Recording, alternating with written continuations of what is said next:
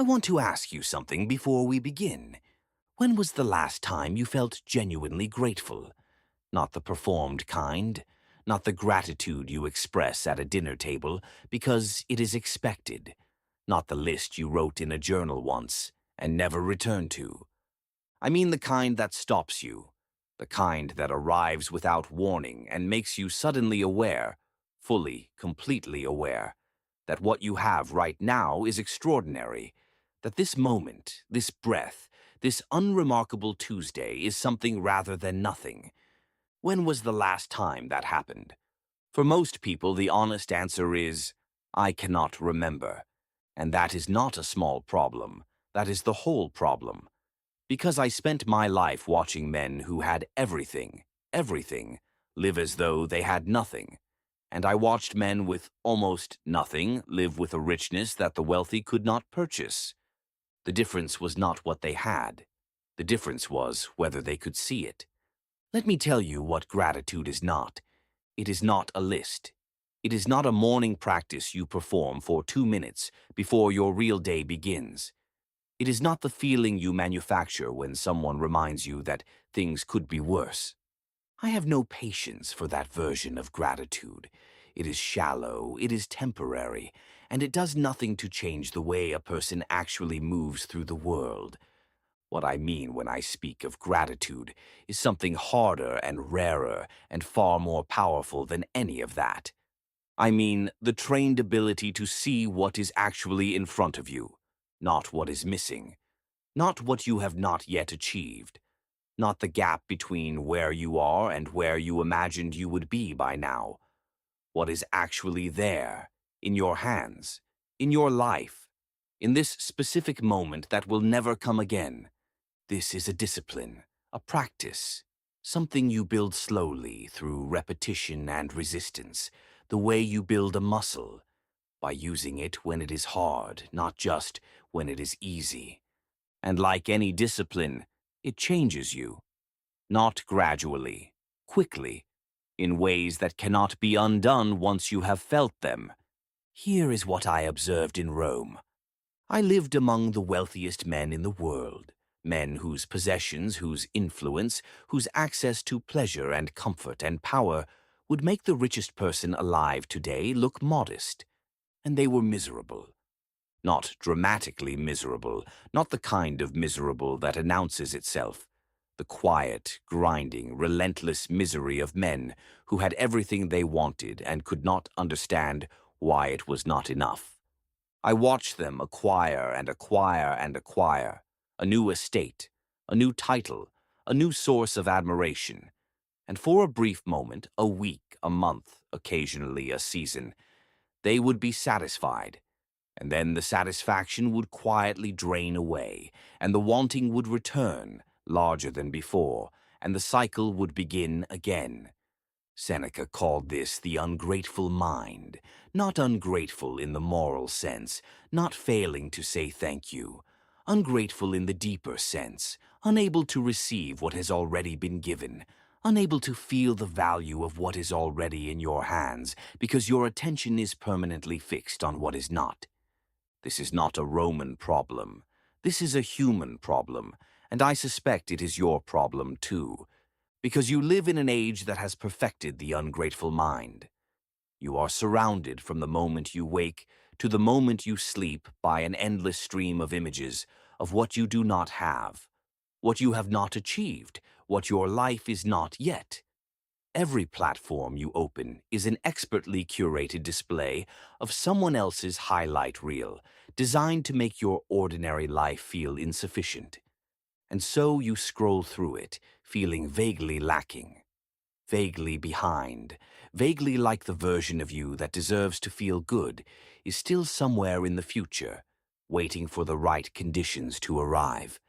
Meanwhile, the life you have, the actual, specific, irreplaceable life that is happening right now, passes unwitnessed. That is the cost of the ungrateful mind. Not just that you feel bad, but that you miss your own life while it is happening. Let me tell you about the moment my understanding of gratitude changed. I was in exile, on the island of Corsica, sent there by an emperor who had decided I was inconvenient, stripped of my position, my influence, my access to everything that had defined my life in Rome. By every measure I had lost. I was away from my family, my work, my city. The life I had built was gone, and I did not know if it would ever return.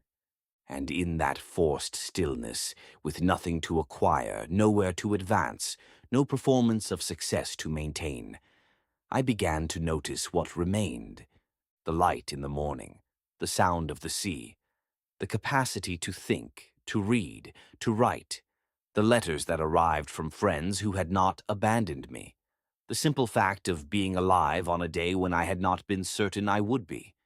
These things had always been there. I had simply never had reason to stop and feel their weight.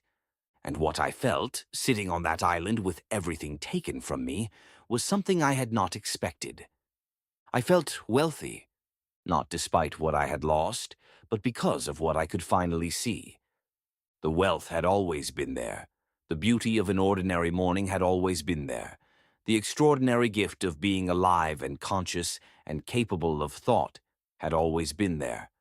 I had simply been too occupied with wanting more to notice that I already had everything that mattered. Here is the life lesson I want you to carry from this. Gratitude is not a response to good circumstances. It is a lens through which you choose to see any circumstances. The man who waits for his life to be good before he feels grateful will wait forever, because there will always be something missing. There will always be a gap between what is and what could be. That gap does not close. It moves. Every time you reach what you were reaching for, it relocates itself somewhere else, always just ahead, always just out of reach. The man who practices gratitude does not wait for the gap to close. He looks at what is already in his hands and chooses to see it fully. He does not pretend the gap does not exist. He simply refuses to let the gap consume the life he already has. This is the discipline I am asking of you. Not to pretend everything is perfect, not to suppress what is genuinely hard or painful or incomplete about your life. Simply this: once a day, stop, fully stop. Not for a list, not for a practice. Just stop and look at what is actually there. The people who are still here, the body that carried you through today, the mind that is sitting with these words right now. The fact, the astonishing, easy-to-miss fact, that you are alive on a planet in an infinite universe, and that you have the capacity to think and feel and choose and love. This is not small. This is everything. And it is available to you right now, exactly as you are, without a single thing in your life needing to change. Now let me tell you what this practice actually does to you over time. The ungrateful mind is a mind in a permanent state of lack. It operates from scarcity, the feeling that what you have is never quite enough, that you are always slightly behind, always slightly insufficient. And from scarcity comes anxiety, comparison, restlessness, the compulsive reaching for the next thing. The grateful mind is a mind in a state of abundance, not because it has more, but because it sees more clearly what it already has. And from abundance comes something I have seen in very few people, but recognized immediately every time: a kind of settled, unshakable contentment that does not depend on circumstances. This is what the Stoics meant by equanimity, not indifference, not the absence of feeling, but the capacity to be fully present in your life without being at the mercy of it, to feel joy without needing it to last, to feel difficulty without needing it to end immediately, to be, in the deepest sense, okay, not because everything is okay, but because your sense of your own life does not rise and fall with every change in fortune. Gratitude builds this, slowly, steadily, one moment of genuine seeing at a time. I know this because I built it. On that island, with nothing, I built something inside myself that wealth had never been able to buy, and that exile had accidentally taught me to find. I came back from Corsica a different man, not harder, not more resigned, more awake, more genuinely alive in each ordinary moment than I had ever been when the moments were extraordinary. That is what gratitude does. It does not make your life better. It makes you capable of living the life you already have.